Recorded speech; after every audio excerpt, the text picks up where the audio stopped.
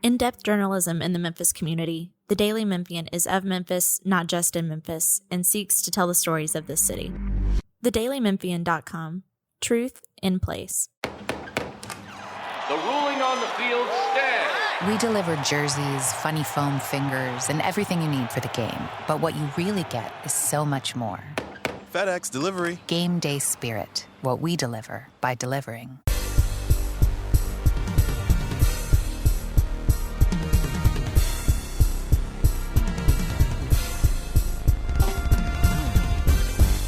Welcome to the Daily Memphian Tigers podcast. I'm Jonah Jordan, and as usual, I'm joined by Drew Hill, who has had a long few weeks. Heck of a week, yeah. How many airports have you been in the last few weeks? Too many with all the stuff going on. Too many. So make sure you're on the other side of the table. We're 6 feet away, so I think that's we're gonna hug distance. after this, so it's gonna be okay. No, we're not. No, we are not. Why not? How empty are those airplanes? How is the whole experience been? I want to hear about it. Seriously, there was probably 30 to 30. Well, no, that's a little too low. There were probably 50 people on my flight from Houston back to Memphis. Big plane? Last night. Big plane. Was it like tons startling? of empty seats. I'm interested in this. I mean, it was almost like it was a ghost town. It's terrifying. And like, I was supposed to fly to Dallas for the conference tournament. I'm driving now.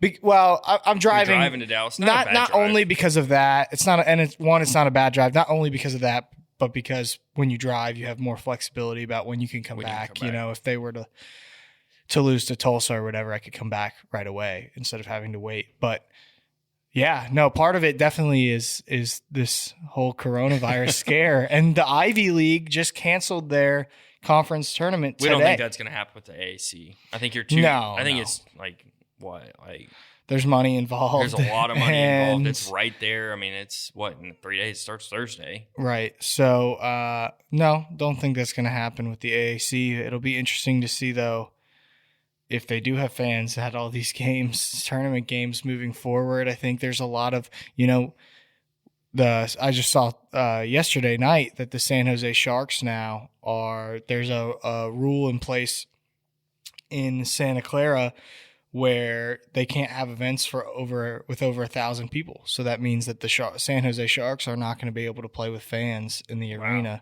So I think that you're going to start seeing that trend. And it's something that I think we should all be taking seriously. And that's why. I think it may be I'm hoping it's not, but it may be the last one with fans. If you were listening, and today is Tuesday, by the way. So if you were listening to Jeff's show this morning, he had a doctor on who is like a epidemic specialist who said that as of now in the community, you are fine in Memphis to go do things like this, but you would not be fine to do that if you were in Seattle or New York, and who knows if you will be fine to do that in a week or 2 weeks. In a week or 2 weeks. And it is serious, and it's a trending AAC topic too. Commissioner Mike Oresco talked about it. He said, as of now, everything is a go, but they are monitoring it and taking it as a serious threat. But I think a lot, and I've tweeted about this too, and Jeff talked about it on his show. Like a lot of the news that you hear and the studies that you see will either suggest that maybe it's not as bad as everyone thinks, or that it's total panic, and that there's almost no in between. And so, I don't know I'm not a doctor. I don't pretend to be. I failed out of pre-med one time. I know that's kind of I've said that a few times on I didn't on the know air.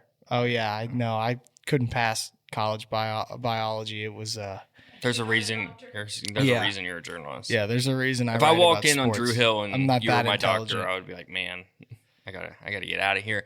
But no, an interesting topic that nobody's really talking about is Memphis starts spring practice in a week. Right, Memphis football. There's on spring break. A lot more players. They're on spring break. I know we've talked about it off the air, but it doesn't sound like Memphis basketball is necessarily doing anything different precautions wise. They may be a little more watchful, a little bit more careful. But, I mean, like the entire university is on spring break right now.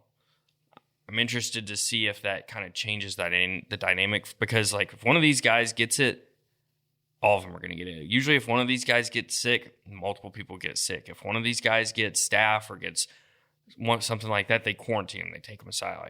Like, changes. That is what would have to happen. Yeah. If you're Memphis football. So it's interesting to see.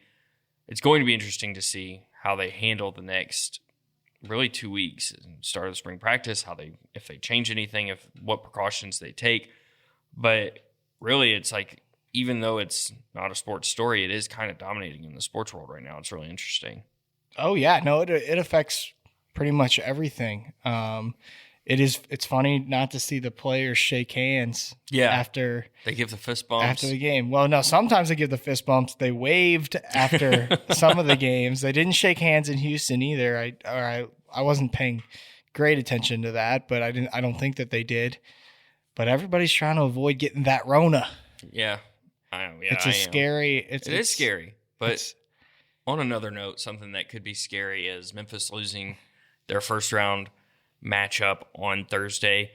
You tweeted out something I very much agreed with. It's scheduled for 9. That thing ain't starting until 9:30. No, it ain't starting until 9:30, 9:45. That's going to be a late night. All it takes is one overtime game ahead of time. One game that has way too many whistles, and Lord knows somebody's taking timeouts with 30 seconds left, down 8. Right. Then things start getting a little wild. But the late night, I was, to be honest, as impartial journalists, we do not cheer for any teams, but I was cheering for a non-9:30 tip-off for Memphis basketball, simply because it's no fun to be the team that has to wait around all day before they get to play, and it's for the fans and some of the older crowd to stay up late, or the younger crowd to stay up that late. It's not fun. I'm going to be in bed. I'm going to plan it out. I already know what I'm going to do. I'm going to get Chipotle. I'm going to get in my bed. I'm going to watch the game and eat Chipotle while watching the game. It's going to be fantastic. Natalie just gave a disgusted sigh. But yeah, I mean, it's tough. Like, you are having to plan it out ahead. But have you heard about anybody going? I'm sure Memphis, they travel well. I think that fans will packed still it out travel. for the Cotton Bowl in Dallas, but that's a little bit way different. That was before the Rona came around. I do not like that you're calling it the Rona. It's kind of funny. It's like, it's almost an inside joke that everybody on the Memphis beat, we've all just been. I think it was Marcianato saw a tweet that said that Rona, and so ever since then, Jeff and I and everyone have just been calling it that. No, I think there will be a crowd still. Memphis always travels. Yeah, I mean, maybe it has a little bit of an impact in people not wanting to go to the airport and get on planes, but it is a drivable trip for Memphis, and I expect that there will be a decent crowd there. As you mentioned, they play ECU in the first round. That was a team that gave them a bit of a scare in the first game. They were, I thought I was going to get in trouble at one point in that game because I tweeted that Memphis is completely outclassed ECU. And that was right before ECU made that huge comeback. I was watching the game at Bosses. Shout out to Bosses. And I'm like, okay, this is over. Me and one of my buddies went to a movie, and I'm like, sitting in the movie, and I got your tweet notifications on. I want to know the score. I'm going to watch the game later on whatever, but I still wanted to know if they won or they lost. I'm like, man. I was like, okay. Oh, it's really close. Oh, no. They could lose this game. And then all of a sudden, they ended up pulling it out like they have several times, but it just seemed like another case, another scenario where they played a game where they played down to their opponent, or I don't know, Penny's mentioned it a couple times this year where they get a lead. I don't even know if it was that they played down to their opponent, but just that the way he said it was like they just went crazy once they got that big lead. They get a big lead and they start trying stuff, he says. They tried new stuff, which you can't really do that in a tournament, but I expect them to be East Carolina. They found some really cool stuff. The way they've been using Precious Achiuwa is the way that Precious Achiuwa should be used, I think. High pick and rolls. Like, they kind of went away from it late against Houston. Houston kind of adjusted. Houston adjusted to it a little bit, but those high screen and rolls against smaller teams, against teams maybe that can't play his own or can't do this, that, or the other, or don't have the size down low. Precious Achiuwa, when he has a full head of steam to the basket, there's nobody in the league that can stop him. I don't think. And that's awesome. But, I think what the key is for this team going into this tournament is not Precious, because you can rely on Precious to get his. He's going to get a double-double. He's going to get his. What this is going to come down to in the end, in my opinion, is can Memphis get two guards to play well at the same time in every single game? It was a point that Penny mentioned on the coaches teleconference ahead of time. Like, for example, at Houston, you had Lester play well, but he was the only guard that showed up and played well. The other guards didn't shoot it very well. Tyler didn't shoot it well. Boogie didn't shoot it well. You cannot have that happen against anyone in this league, because we've all seen how crazy this league is this year, and expect to win a game. Memphis has to get two guys to show up. If they can get hot and they can start shooting well from deep, they can beat anybody. They are going to play the defense that gives them a chance to win the whole thing. It's going to come down to whether the guards can hang on to the ball, don't turn it over, make smart decisions, and they need guys. They have to have guys like Boogie Ellis and Tyler Harris knock down shots. They're critical. To me, they're more important, and maybe Lance Thomas too, if he can make some shots from the outside. He misses a lot of wide open threes. They need those guys to show up more than anybody else, because I think you know what you're going to get from Precious. I think it's going to be Tyler. I think that's going to be the guy, because 2 games ago, the game before Houston, he won them that game. Right. He was great against Tulane. He hit that shot late. I mean, when he gets open, when he's confident, at times he's looked at like that Tyler Harris, who I watched in high school at Cordova, who he could pull up from anywhere and you're not going to question whether it's going in or not. Right. Where it's like, oh my gosh, this guy is so fast. He's so quick. His shot release is incredible. Like, he can get off from anywhere with anybody in his face. I just think he needs the ball a little bit more. He needs a little bit more room. He needs Precious to be playing well. I think he can be that guy, and I think Lester's playing well enough that, he's the second best player on the team right now.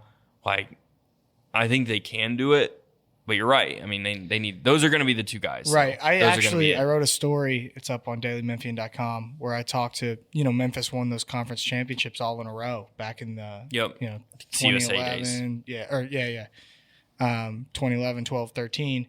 And then I talked to Adonis Thomas and Trey Draper about those two teams and sort of what they did. They walked me through sort of the strategy before and after every game, and sort of the mindset that goes into it. And, the point that the guards are really going to matter was brought up by both of them. That's like, look, we have guards that are capable. There's no question whether or not they're capable. It's about getting them to play well at the same time. And I think everybody agrees with that. And that's going to be, to me, the biggest key to giving yourself a chance. Does that mean – and look, some of those other Memphis teams, they were lower in KenPom. They were not as good of team. When you look on paper, they were not as good of teams as this year's team. Oh, no. And they still went on to win the conference tournament. So to me, that doesn't suggest that this year's Memphis team is like destined to win or that they're even likely to win. Team rankings gives them a 13% chance to win the conference tournament and a 25% chance to make it to the conference championship game, which is pretty good, all things considered. But that does not mean that they're going to win. It just means that when Penny and Precious and Lester say that it's not a crazy idea to think that this team can win the conference tournament, especially when you look at the landscape of the conference, that's not a far-fetched idea. That's not something crazy to think. They are plenty capable of winning it all. And I think that the chances are best that you're actually not going to see one of the top teams win it, and that it could come from anywhere because that's just the type of season that it's been. Now let's take a break for a message from our sponsor. The Daily Memphian Tigers podcast is brought to you by FedEx. Possibilities. What we deliver by delivering. So, Tulsa You don't want to get waiting. ahead. Yeah, you don't want to get caught looking ahead. And I got corrected by Penny actually yesterday. Did you really? on the teleconference, because of course, no matter what, if you beat East Carolina, you have to play Tulsa. They're waiting. They're waiting for you. So, and that's one of the best storylines in the conference would be that rematch of 40-point blowout, because it'd be Memphis' chance to prove themselves. But no, I asked Penny about Tulsa. I was like, if you beat East Carolina, you set up a huge game. And he goes, no, can't talk about. He said I can't talk about it. He could have, but it was a smart. He almost said it as if he had made it totally off limits to himself to talk about Tulsa. He was like, out of respect to ECU, we are looking at ECU. We are not looking ahead, but we can look ahead. I think that Tulsa game is probably the biggest storyline of this conference. I mean, that game was brutal from start to finish. It was you don't expect Memphis to lose to Tulsa, but you don't expect them to get blown up by 40. Like, that should never happen. I mean, it was devastating in the moment. Yeah. I mean, it was a big deal then. It's a big deal now. There's no way that team hasn't thought about it all season. I bet they wish they could have played Tulsa again. Obviously, if they played them again, I think that result would have been way different. But it was kind of like an eye-opening moment, really, at the start of conference play, was it not? Yeah, no. That was the worst game that they've played all year. Penny acknowledged that. And so I think that if they played Tulsa again, they'd be motivated. The thing about Tulsa is that they play that zone that gave Memphis fits the first time that they played. And I think if Memphis saw it again, they would be, though at this point in the year, are more prepared to handle it, although the turnover numbers don't exactly suggest that. I think that they at least know how to attack it. It seems like they had no idea what to do in that game, and that they, with about 13 minutes to go, they just threw in the towel, and that's why it ended up being as ugly as it was. If they played again, I think I would like Memphis's chances against Tulsa, and the computers would say the same thing, that if Memphis and Tulsa played again, especially on a neutral site, Memphis has been pretty good at home and not great on the road. On a neutral site, I think I would like Memphis's chances against Tulsa. What about you? It's a neutral site game. I think they could do it. I think Frank Hayes is a really good coach. I think he probably knows that they're going to attack. He should win Coach of the Year. Oh, absolutely. He will win Coach of the Year. Because everybody at the beginning of the season was overlooking Tulsa. Nobody was talking about Tulsa being a top 4 seed. Were they? It didn't feel like it. I mean, they are technically regular season champions. There's a 3-way tie, but they are technically regular season AAC champions. Nobody expected that. Well, he's done an incredible job. I think he's a really good coach. I think he would probably come in knowing Memphis is going to attack that zone a little bit differently. I think Memphis struggled in every possible way to be prepared for the zone, to look at the zone, to do anything with it. It was just a complete disaster from top to bottom. So say Memphis does beat Tulsa, and they probably are going to play Houston. It look probably, or SMU, but this is you're looking way far ahead. You want to do predictions? Let's do some predictions real quick. I think that right now. And, this is optimistic, I still think. I don't think this is pessimistic. I see Memphis beating East Carolina fairly easily, going into that Tulsa game, playing a close game against Tulsa, beating Tulsa, and then having to face up with Houston again. And I just think that Houston is so well coached. Not that Memphis isn't, but Houston is so well coached and prepared for these things, and we saw what a difference Quentin Grimes makes. Yeah, Quentin Grimes makes when he's in the game. But between the first game that they played and the second game that they played at Houston, I think that's a tough matchup. If you had to ask me who would probably win, and I'm sure Vegas would have Houston as the favorite, I'd probably go Houston. So that I got, but I do have them making it to the semifinals at least. What about you? Right. Sounds about right. They'll get past that East Carolina game. I think they'll probably turn the ball over a little less, struggle a little less against that team. You got some film on them. That's a team you're so much more talented than. You shouldn't struggle. I think they'll probably lose to Tulsa. That's my prediction. We differ a little bit. I think that game will be way closer, be way more competitive. I just think at the end they'll probably. But again, that's not to say that they can't win it all. Yeah, no, they absolutely could. That actually about falls in line with what, if you ask the experts what will happen, or the number, you crunch the numbers, that's about, they would have Memphis getting to the semifinals. I think that Tulsa game will be close. I don't think anybody thinks that it won't be. Nobody's overlooking Tulsa anymore. Yeah. But it's an interesting path that they have to take, because if you were on the other side of the bracket, you actually would play teams in better quadrants, higher quadrant teams. And so You'd have an opportunity at some quad 1 games, which might help your NCAA tournament path. But this path, I think you would rather play. I know I might be in the minority, but I think you'd rather be on this side because it gives you a better chance to get to the championship game. Yeah. Houston is the one team in the conference I wouldn't want to play. That's the one kicker. But to not have to play them until the semifinals instead of the quarterfinals is always a good thing. Yeah. Whereas everybody injuries-wise, Damian Balls had the thumb.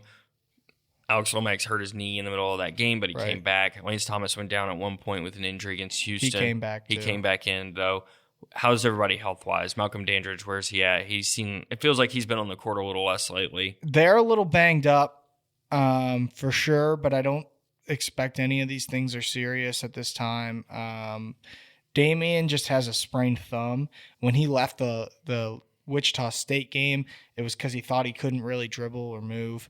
And then in the days after that, they were like, he'll probably just take off practice to let it heal up and then play in the Houston game. And that's what ended up happening. He still started. But his thumb it is hurt. Like he wears a huge wrap on it. So to say he's 100% isn't fair, but he's good to go. He will play with that unless something were to happen in practice. And then with the other guys, Lance coming back and Alo coming back, yes, maybe they were a little banged up in the moment, but the fact that they're back and playing shows that they're still good to go. And then with Malcolm, his minutes have gone up and down.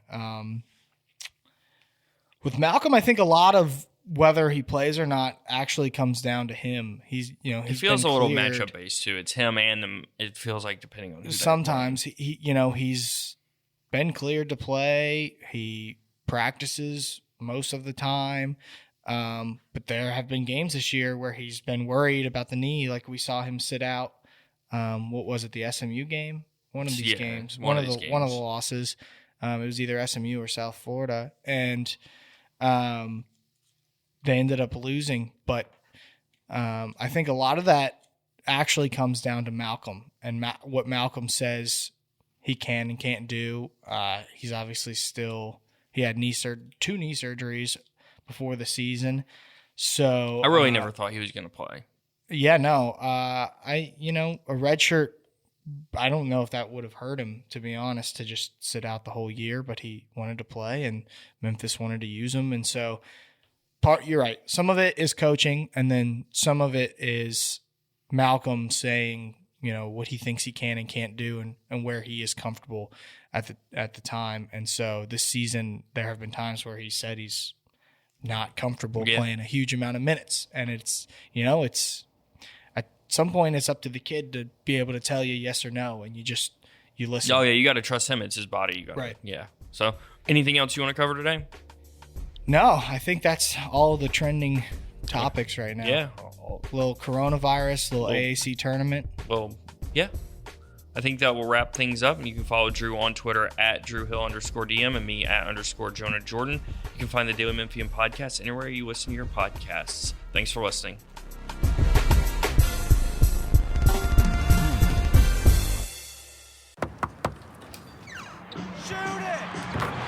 We deliver tickets, team merchandise, and everything you need for the game. But what you really get is so much more. FedEx Delivery. Game day spirit. What we deliver by delivering. In-depth journalism in the Memphis community, the Daily Memphian is of Memphis, not just in Memphis, and seeks to tell the stories of this city. TheDailyMemphian.com. Truth in place.